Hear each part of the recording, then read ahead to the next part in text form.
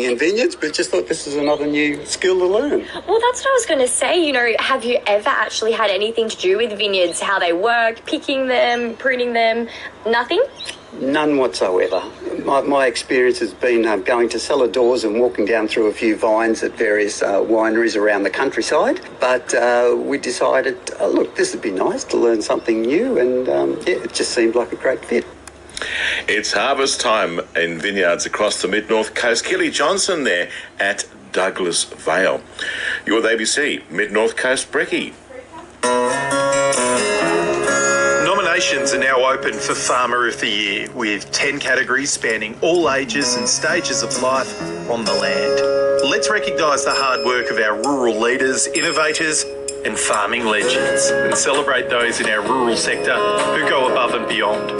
You can enter yourself or someone you know at farmeroftheyear.com.au. Presented by ABC Rural and the Kindina Group. ABC Mid-North Coast will check in with Marine Rescue after the news and see how the coastline's looking. News time, 7:30.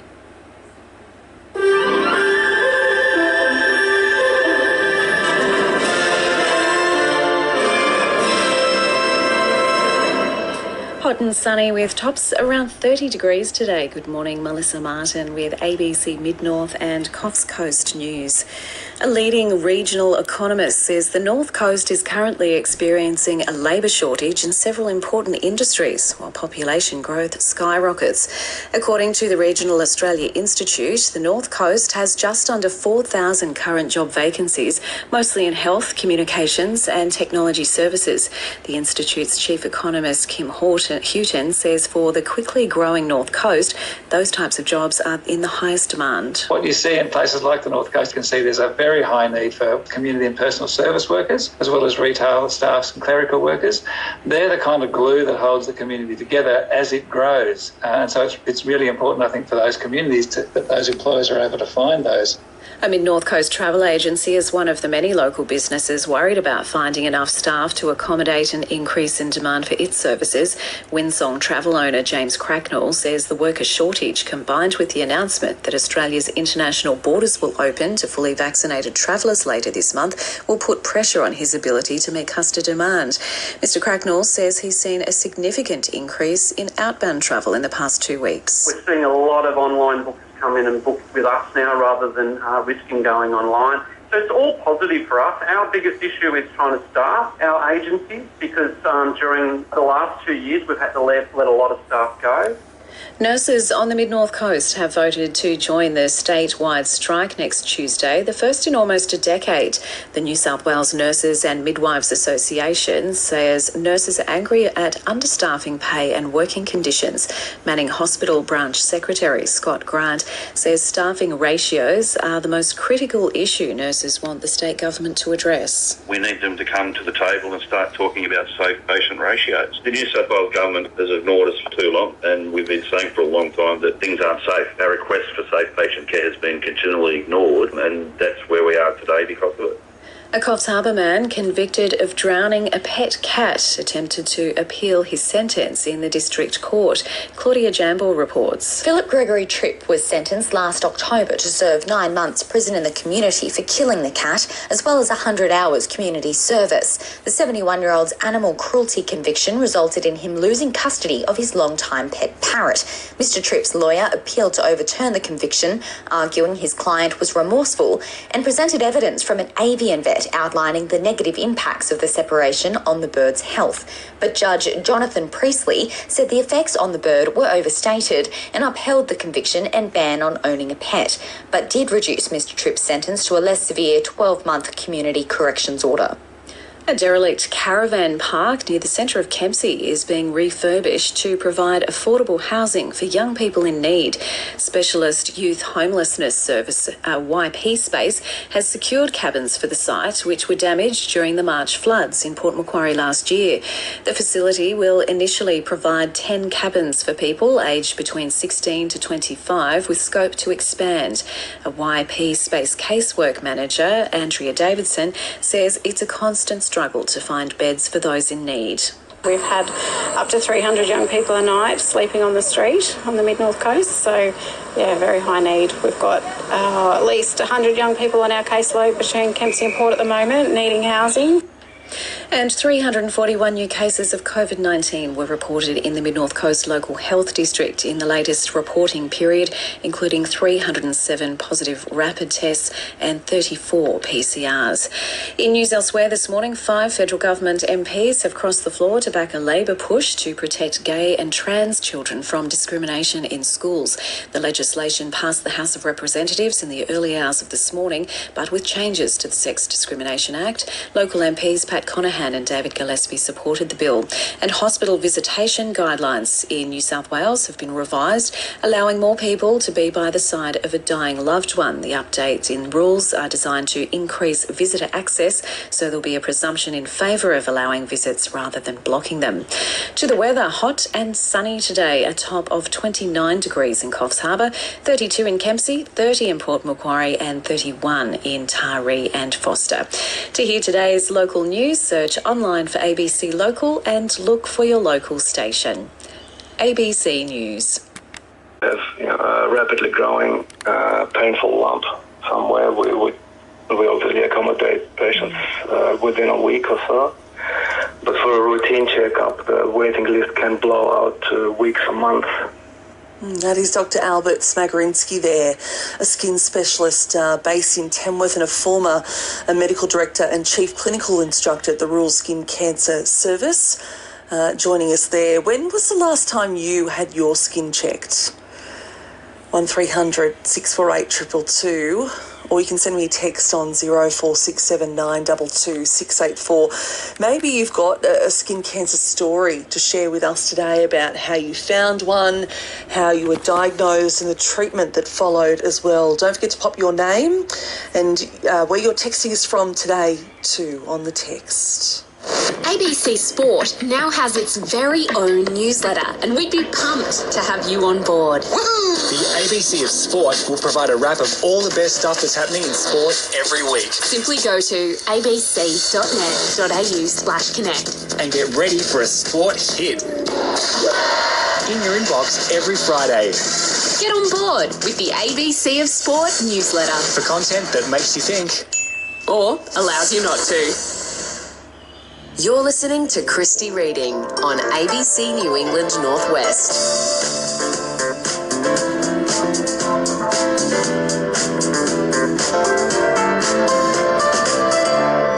We're heading up to the news at 7:30. After that, when you head to your local pharmacy, how much are you paying for scripts and medications? Are you noticing any change in the cost of them, or are you noticing perhaps the impact of paying for scripts and medications being challenged by the cost of living? I'd love to hear from you on this. A new report from the Pharmacy Guild of Australia wants the government to consider the affordability of medicines, saying people are struggling to pay for them along with the cost of living. I'd love to hear your experiences with this as well. After 7:30, we're heading to Gunnedah to speak to a local pharmacist there about what she's noticing on the ground. Do stay with us. For now, though, it's news time, 7:30. ABC Radio, it's yours. Yours for live grandstand sport. Yours for the latest on your local team. Yours, win, lose or draw. ABC Radio.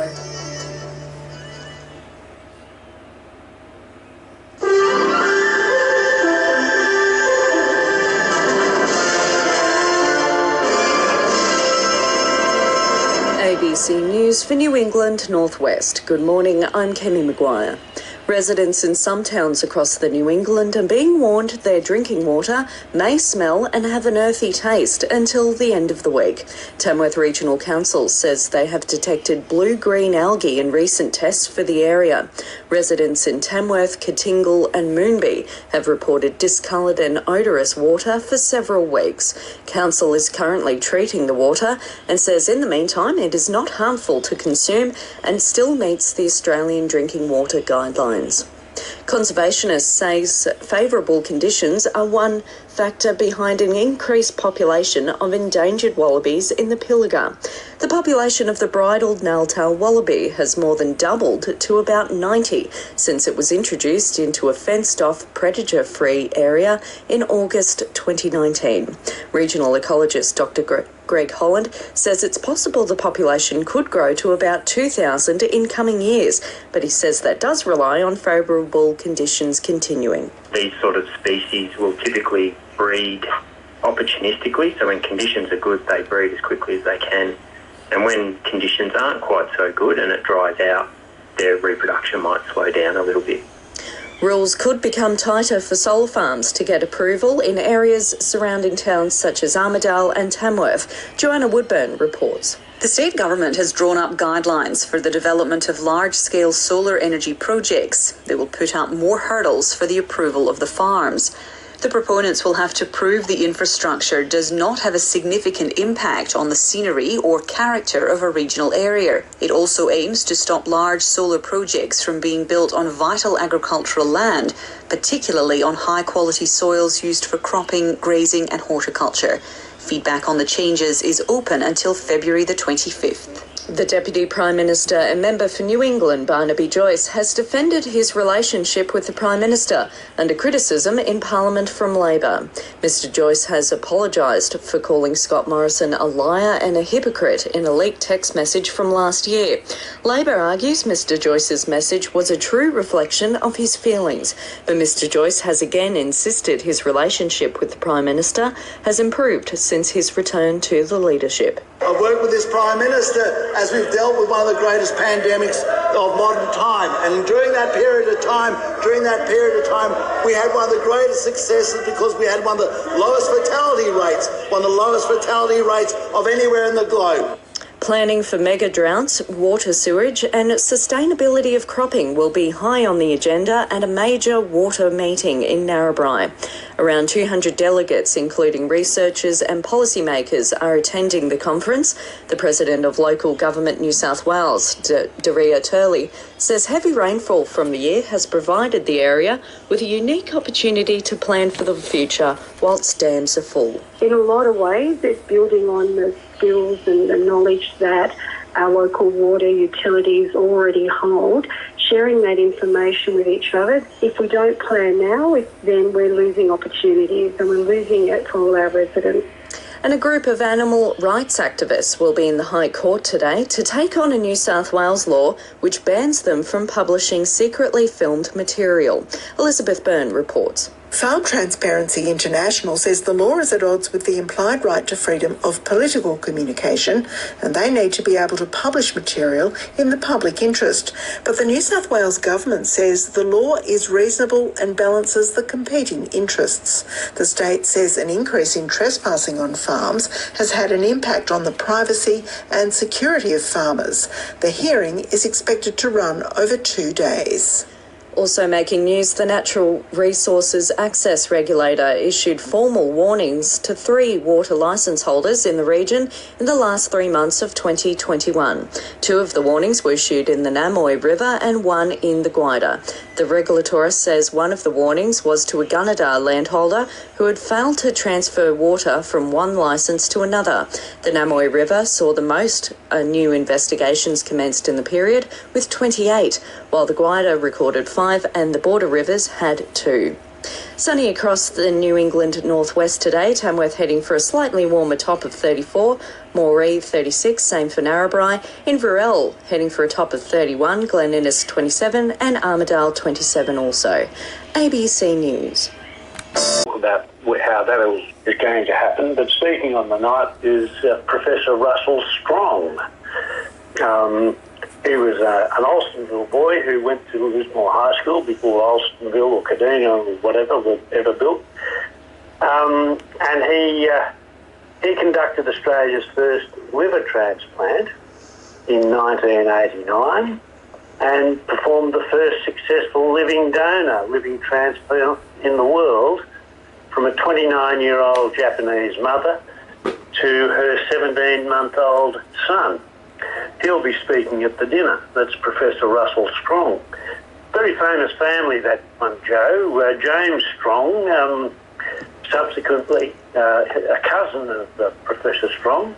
He was the CEO of Qantas. Indeed. And then we have people like Major General Peter Arneson, who I remember from my army days. He did the leaving certificate in 1958 and went on to become Governor of Queensland, 97 to 2003. We have a lot of journalists who've gone through Lismore High School as well. The Masters family, so Chris Masters and his older brother Roy, and Deb and Sue Masters, who are both in TV, and Miriam Corowa, ABC presenter, and our very own Leah White. Yes, Leah, that's right. Well, Helen can Way back Helen can talk about Miriam Corowa, but Chris Masters, I've got a photograph of me leaning on his shoulder in a soccer team. So Chris and I go back to under 13s or something. So remember him well. Fantastic. Helen, who do you remember teaching?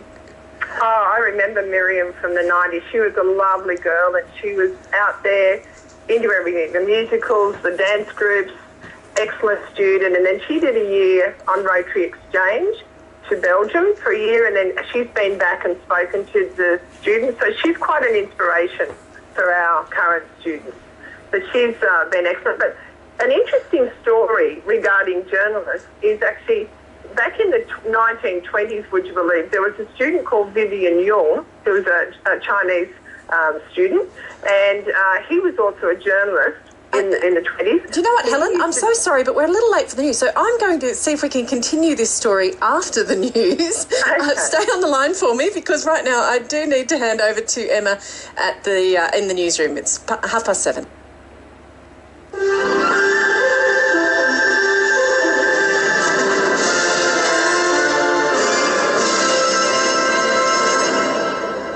Good morning, Emma Rennie with ABC News.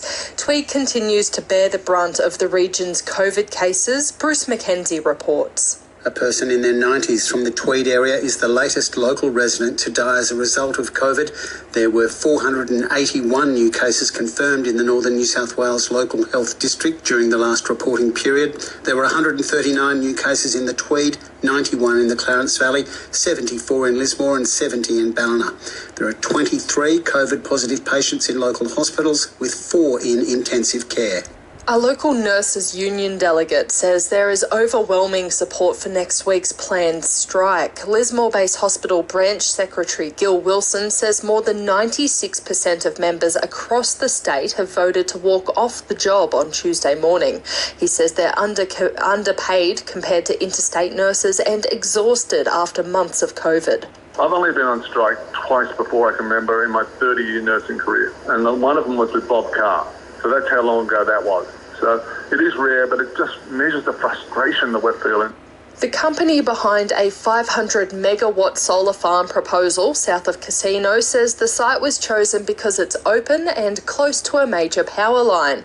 Korean-owned company Epuron has a conditional lease on 1,000 hectares at Myrtle Creek. The company hopes to install a 500 megawatt battery, bringing the total cost to around $1 billion. Spokesman Sim Chon Lim says it has the potential to power more than 100,000 homes. We anticipate that there'll be up to 200 construction jobs, and construction might take 2 to 2.5 years, for example. There will also be operational jobs, probably 4 permanent employees, which is not a lot, to be fair, and up to 50 people doing operations and maintenance for 30 years. The Lismore City Council's new interim general manager is playing down controversy around his departure from a similar position in Western Australia. John Walker left his post as CEO of the Kalgoorlie-Boulder Council last year after being suspended amid allegations of workplace misconduct. He received a payout under the terms of a mutual separation agreement. Mr. Walker says he left on good terms. A regional town that has a daily newspaper, anyone from the newspaper understands they're filling in gaps a lot, but I left with the best terms. I left by mutual agreement. The last comment of the last mayor was he said very strongly to the community that the best decision he ever made as mayor was appointing me. Lismore Mayor Steve Krieg says he was elected with a mandate to make changes. I have under 3 years to implement visible change that the people can see, and that's an important point. I get 10 or 12 emails a day, every single day, about potholes that haven't been fixed yet. People want to visually see change. Twin Town Services Club says failing heating and filtration systems at its pool in Benora Point will force it to close the facility over winter.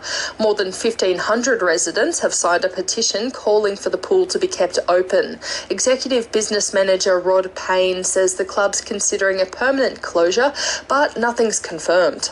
It's possible, depending on what the costs are. You know, it's a 35-year-old complex. It needs quite a bit of work done on it. The filtration's certainly not a simple job, and it's very expensive. So we need to work through and get really the answers for all of that before we know.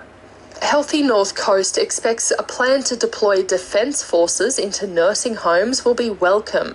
Up to 1,700 Defence staff will be sent to help aged care workers. Healthy North Coast Executive Director Monica Wheeler says it will be interesting to see how the announcement evolves. We haven't heard of any local implementation of that personnel coming into our area just yet, but I suspect that there'll be quite a lot of enthusiasm for help being provided from that Commonwealth level. North Coast Local Land Services is hoping the Tweed Council will agree to a baiting program to control wild dog numbers. Discussions are underway to allow baiting on council-managed land after reports of stock losses and attacks by wild dogs. Invasive Pests team leader Dean Chamberlain says the council is hesitant to use poison because of large lizards and native birds in the area, but he says something must be done. Some dogs do get a taste for livestock, but it could be one of the other things they've noted up there is that there's a great reduction in native wildlife, so that wallabies, etc., have far less numbers, and that's often what you see is once that sort of native wildlife's taken a fair beating from wild dogs, that they then move on to livestock. Turning to today's weather, a sunny day with maximum temperatures around 30. To hear today's local news again, search online for ABC North Coast. Sarah Watkins, you and me are heading up to the 7 o'clock news here on ABC Upper Hunter. Hope you can stick with us after that. You'll find out about some more local events coming up very soon. And we'll also, as we do on a Thursday now, take a dive into the archives. I hope you like what we've got in store for you today. If you want to stick around after the 7 o'clock news, we'll be back with you with that and plenty more on ABC Upper Hunter. ABC Radio, it's yours. Yours for sharing your news. Yours for airing your local perspective. Yours in good times and bad. ABC Upper Hunter.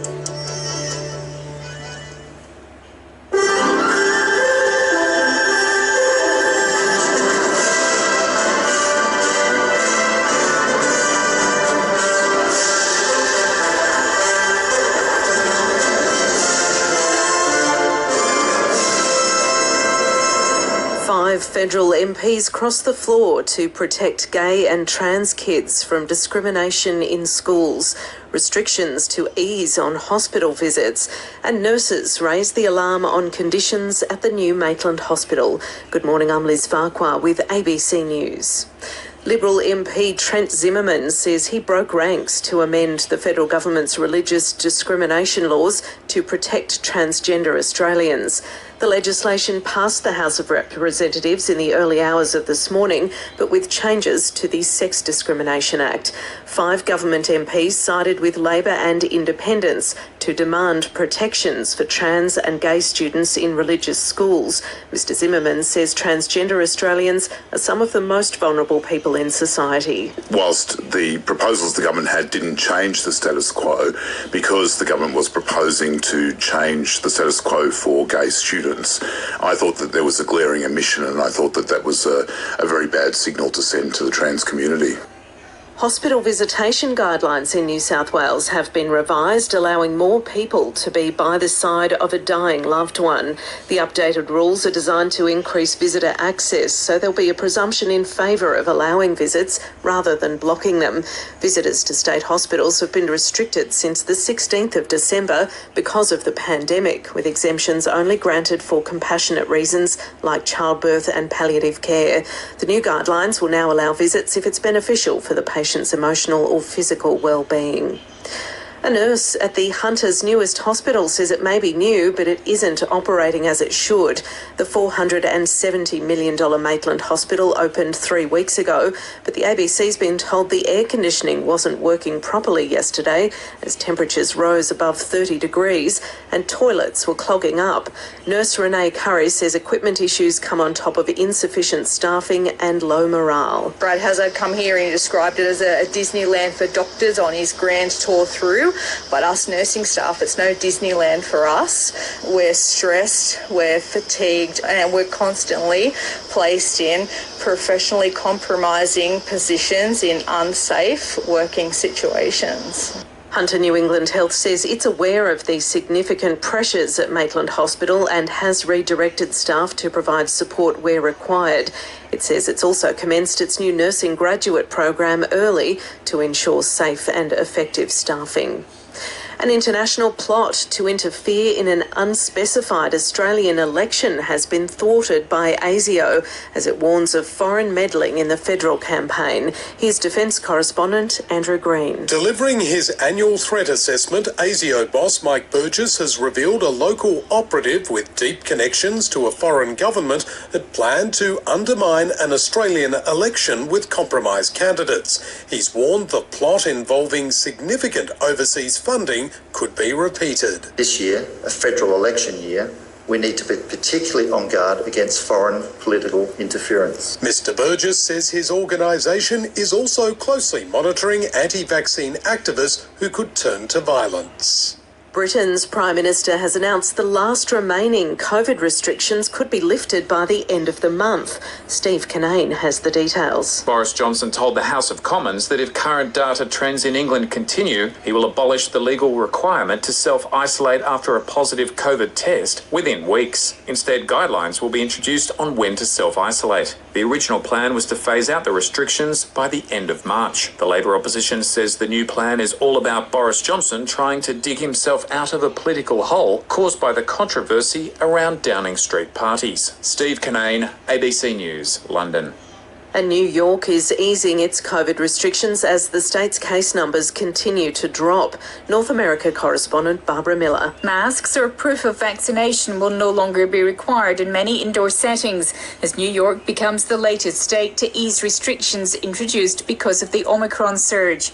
Governor Kathy Hochul says it's time to adapt. The numbers are trending much better, and there definitely is an end in sight. The Centres for Disease Control and Prevention still recommends masking in public indoor settings across the country, though the agency says it is reviewing its guidelines. Barbara Miller, ABC News.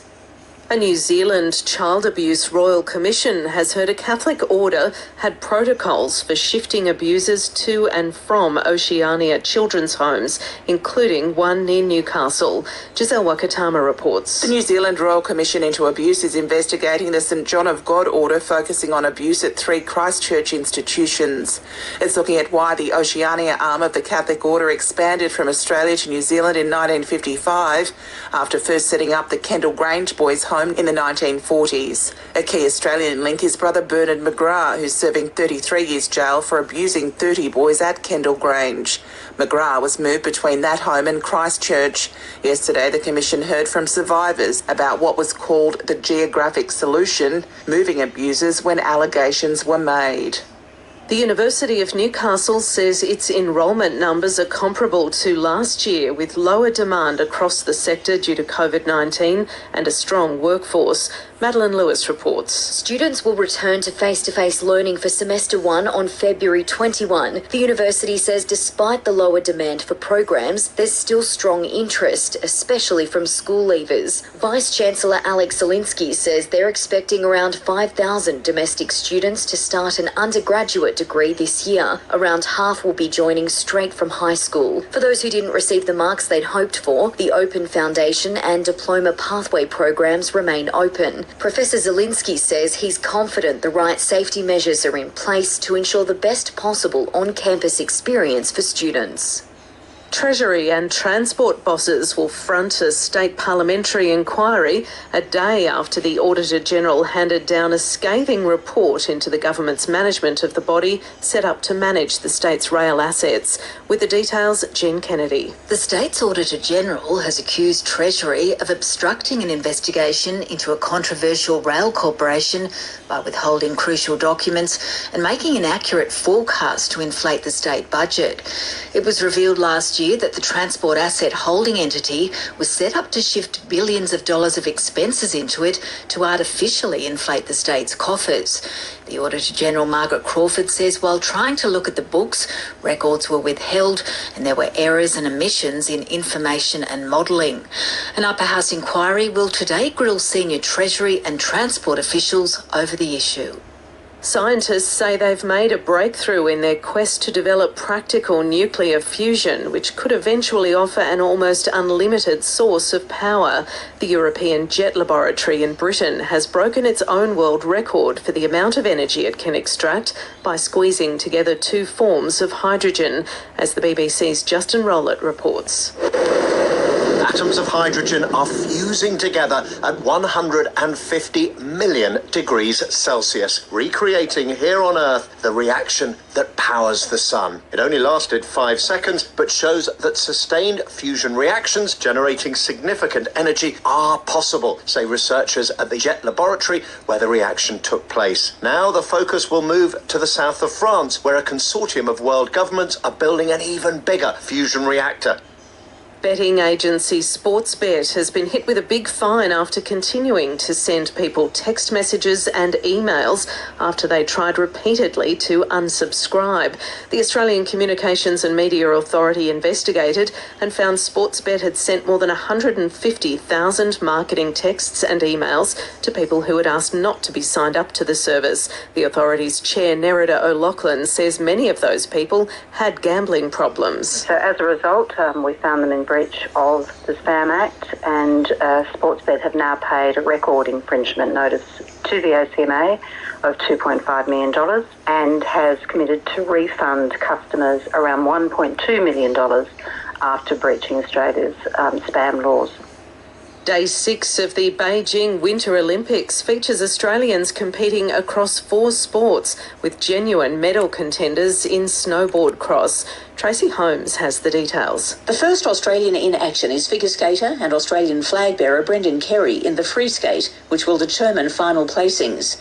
Nick Timmings will compete in the heats of the men's skeleton. Casey Wright and Jessica Yeaton are in the cross-country 10K Classic, while a full quota of 4 Australians will take on a classy field in the men's snowboard cross. Cam Bolton, Adam Dixon, Jared Hughes and Adam Lambert. Tracy Holmes in Beijing for ABC Sport. The Hunters weather mostly sunny today. The chance of a shower or thunderstorm in the south later tonight. 31 the top for Newcastle. Maitland and Scone expecting tops of 34. ABC News. Amelia Bernasconi on ABC Upper Hunter. ABC Upper Hunter.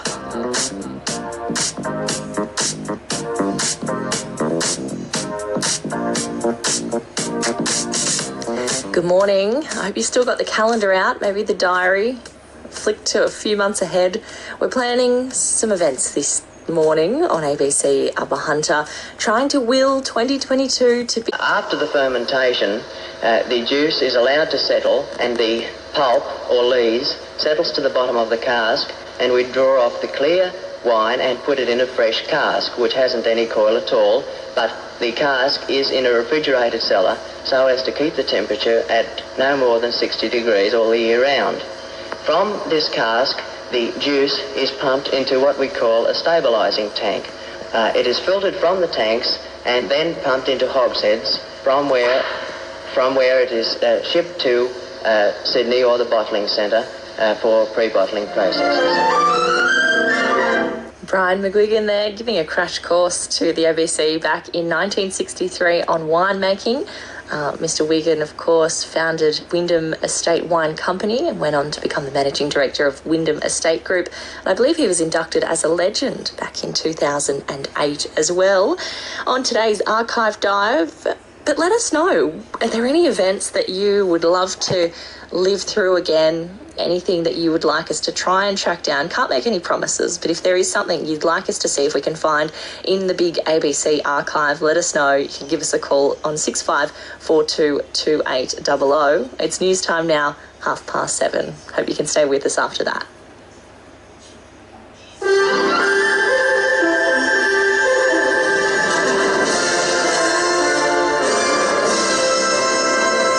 Good morning, Liz Farquhar with ABC Hunter News.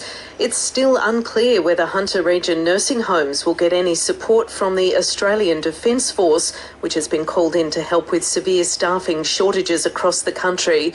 New Commonwealth data for early February shows the Hunter has more than 330 COVID cases among aged care staff and residents, with outbreaks in at least 29 homes. The CEO of Aged and Community Care Australia, Paul Sadler, says he's hoping regions like the Hunter get the help they need. The ADF is going to be directed to individual homes right across New South Wales that have the highest numbers of staff off. So I think it remains to be seen whether the Hunter will have help from the ADF. But I'd say, given the scale of the impact in the Hunter, it is quite likely that the Hunter's newest hospital has only been open for 3 weeks, but one nurse says she wouldn't want to send her grandmother there.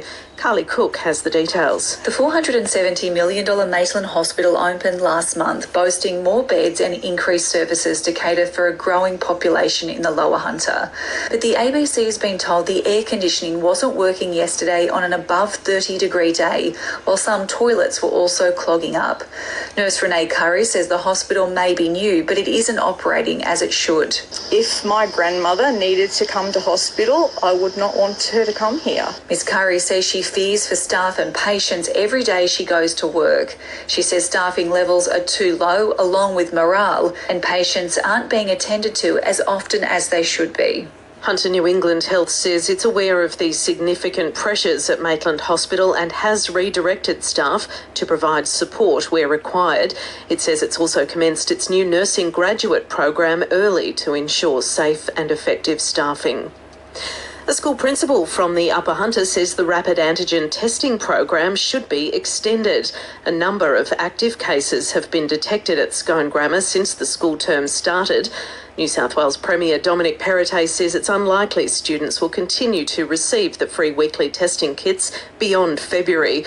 Principal Paul Smart says the program has been helping to keep the school community safe. It's definitely going to be a burden if the government's not able to continue the supply program. It would become unsustainable for schools even, I think, let alone if the burden was returned to families. The support that's been given up to now has just been gratefully accepted and received. The University of Newcastle says it's confident the right safety measures are in place ahead of on-campus learning resuming on February 21. The measures include encouraging COVID vaccinations, risk assessments for teaching, ventilation controls, mask wearing and social distancing. Vice-Chancellor Alex Zielinski says enrolment numbers are comparable to last year, with lower demand across the sector due to COVID. Around 5,000 domestic students are expected to start an undergraduate degree this year, with around half joining straight from high school. Fire crews are responding to a house fire at Greta in the Hunter Valley. The blaze broke out at the Hunter Street home just after 4:30 this morning. The house has been destroyed and fire crews say the occupants all got out safely. And fire crews have taken 4 hours to rescue a large, heavy bull that became stuck in a deep creek bed at Stroud. When rescuers arrived yesterday afternoon, the 850-kilo animal was resting against 2 trees, but was unable to climb out of the water to safety. Firefighters used 4 lifting slings under the bull, while the farmer used a backhoe to pull it up the 10-metre embankment. The bull was assessed by a vet and then returned to the farmer. Former Australian hooker Newcastle's Alan Buman says rugby league immortal Johnny Raper always had the opposition guessing. The 82-year-old has passed away after living with dementia for a number of years. After winning 8 premierships with St George and 39 tests for Australia, Raper finished his playing career in Newcastle with Western Suburbs and Kurri Kurri. Buman played alongside and against Raper and says he had skills few players could match. No one could guess what he was doing. He was one of those showed the ball players and they'd hesitate, and he knew where he was going to do it. A bit like the modern Joey Johns. He just could read a game and put 110% into an 80-minute game. Mostly sunny today, the slight chance of a shower or thunderstorm in the south later tonight. 31, the top for Newcastle, Maitland and Scone headed for 34.